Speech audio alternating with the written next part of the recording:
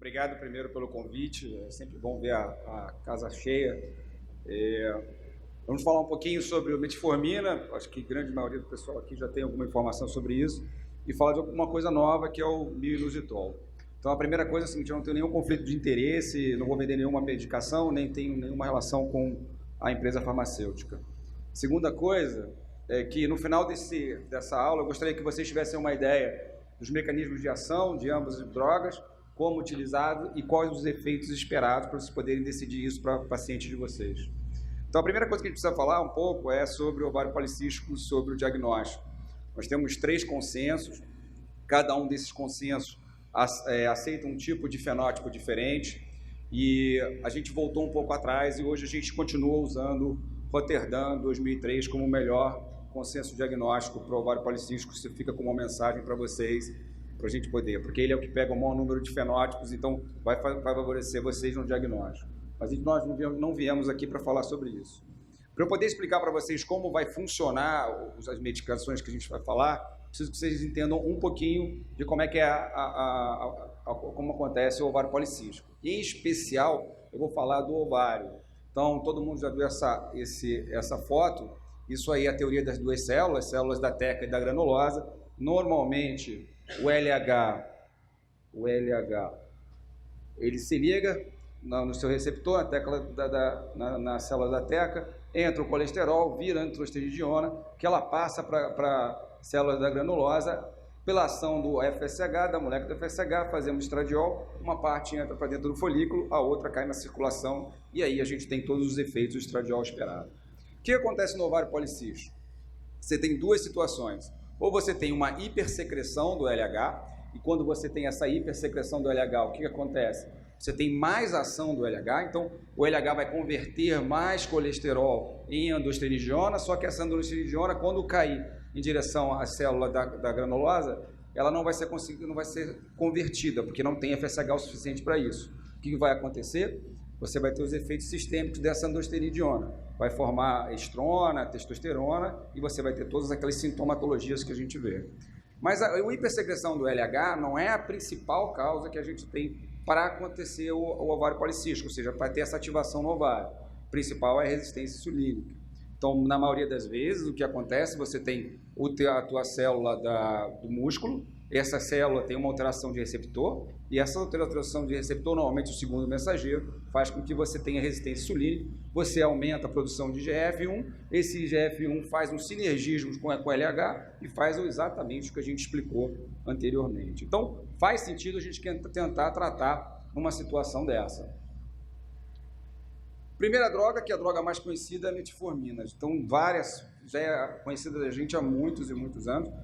Falaram aqui sobre o uso da carbose, quer dizer, antes da carbose a gente já falava da metformina, mas o que a metformina basicamente faz? A absorção no duodeno, diminui a glicose hepática, e essa é a grande crítica que a gente tem à metformina. Ela não atua e ela vai ser a diferença para o mioinositol, ela não atua na resistência, na glicose periférica, na resistência periférica, ela vai atuar no controle da glicose hepática. Ela vai reduzir a absorção de glicose para o intestino e vai ter um efeito antilipolítico. Com isso, você vai ter menos ácidos graxos livres liberados na circulação, e isso melhora a tua resistência insulínica. Então, esse é o efeito final que a gente quer. Como a gente usa?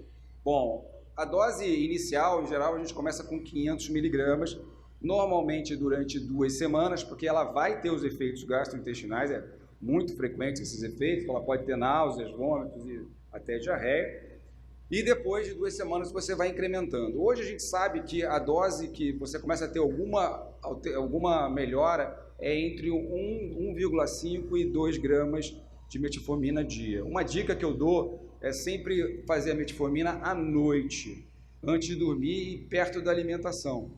Tá? A gente tem uma formulação que é a forma XR de liberação lenta, que às vezes é mais confortável para nossos pacientes. Então, assim que a gente usa a metformina.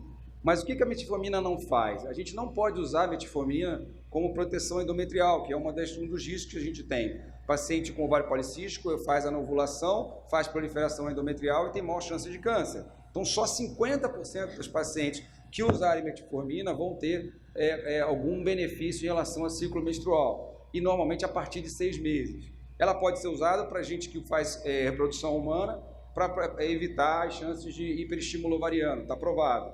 Aumenta a sensibilidade da insulina e tem uma certa dúvida se mexe na testosterona ou não. A gente vai falar um pouco sobre isso. Algumas pacientes têm melhora da obesidade. Essa melhora não está relacionada aos efeitos colaterais, mas ao longo prazo alguma parte das pacientes tem melhora. O que ela não tem indicação? Ela não tem indicação por hirsutismo. Por isso que eu falei um pouco que a testosterona é discutível. Ela não tem nenhuma indicação para prevenir diabetes gestacional. Isso não vai acontecer. E o abortamento, durante algum tempo, a gente achava que as pacientes com ovário policístico que faziam metformina tinham menor taxa de abortamento. Quando a gente foi rever isso nas meta-análises, a gente viu que isso não é verdade. E por último, metformina não é usada para indução da ovulação. A primeira escolha para indução da ovulação hoje, para o ovário policístico, é o letrozol, né? Nem mais o clomifeno.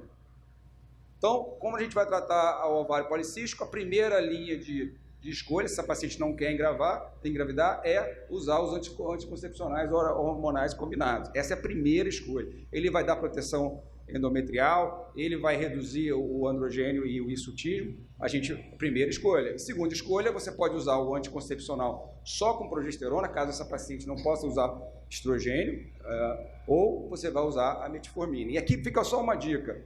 A gente tem que entender que a gente fica com pudor de usar só um anticoncepcional só com progesterona, mas todas as vezes que a gente bloquear aquele ovário, essa paciente vai se beneficiar. Então a gente fica muito preocupado na pílula que tem a melhor antiandrogênio, quando o que a gente precisa é bloquear o ovário, ok? Fica isso de mensagem. Então essa revisão agora sistemática que a gente teve em 2018, saiu tem acho que um mês. O que ela comparou? Ela comparou o uso de anticoncepcional hormonal com a metformina. Então, o que realmente a metformina ajuda? Ou no IMC, na melhora da sensibilidade da insulina e melhora a tolerância à glicose. Ponto. Esse é o teu objetivo com a insulina, com a metformina.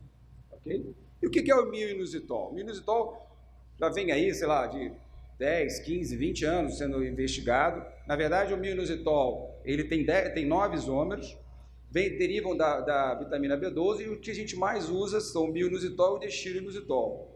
Tanto pode vir da dieta, quanto pode vir da conversão endógena de glicose.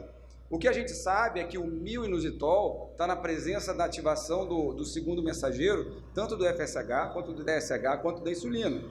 E por isso ele se torna importante para a gente. A maior concentração que a gente tem de inositol no corpo humano é o mio-inositol. E aí, pela ação da NAD, efimerase, ele vai se formar o dextiro-inositol, que é o que tem maior ação intracelular. Bom, mas, Ivan, o que isso significa? Significa que nas pacientes com ovário policístico, pacientes com síndrome metabólica ou mesmo os parentes em primeiro grau, o que a gente vê é que você tem uma redução, aparentemente genética, da atividade da epimerase. Com isso, você tem diminuição do dextiro-inositol, que é muito importante para a ativação de mensageiros secundários da utilização da insulina. Com isso, favorece a hiperinsulinemia. Poxa, se isso é verdade, então o ideal é que a gente possa tratar assim. E uma coisa engraçada, quando a gente olha a célula muscular, isso é verdade o que eu acabei de falar. Mas o ovário é ao contrário. No ovário você tem o que a gente chama de paradoxo do dextiro-inositol. Ou seja, no ovário policístico, acontece exatamente ao contrário. A epimerase atua e dentro do ovário ela produz mais dextiro-inositol. Pô, isso é ótimo. Não. Já está provado que altas doses de dextiro-inositol são maléficas para o óssito, maléficas para a indução da ovulação. Então, isso não é interessante para a gente. Então, como funciona mais ou menos? O que a gente procura quando a gente tenta fazer essa reposição? A gente faz o seguinte. Primeira coisa que a gente faz, a gente vai dar o mio-inositol. O mio-inositol vai sofrer a ação da epimerase. O primeiro metabólito que ele vai formar é o metabólito do mio-inositol. Ok? Esse metabólito do mio-inositol tem uma ação muito importante. Ele vai lá no adipócito e diminui a quantidade de ácidos graxos livres. Essa redução da quantidade de ácidos graxos livres faz com que você tenha maior ativação do receptor de insulina.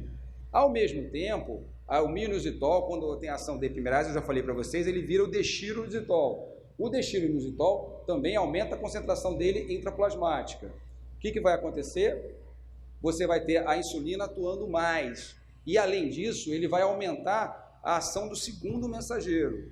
O que esse segundo mensageiro vai fazer? Ele vai aumentar a ativação do transportador 4 de glicose, fazendo com que você tenha mais glicose entrando na célula. Só que eu preciso fazer alguma coisa com essa glicose.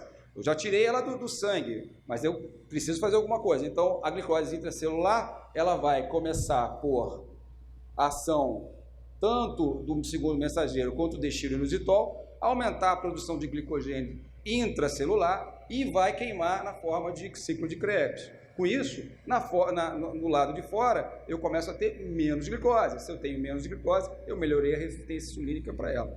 Lindo, maravilhoso. Acho que fisiologicamente foi muito bacana, mas algumas coisas vão perguntar. Então, se eu quero dextroinositol, por que eu não vou dar o dextroinositol para essa paciente? Por que eu vou dar por mio? Porque o dextroinositol não pode ser convertido depois em mio. Então, a gente dá o mio-inositol para poder fazer essa conversão. E a gente tem que tomar cuidado porque ele tem alguns efeitos deletérios. Como é que a gente vai usar? Bom, aí começa.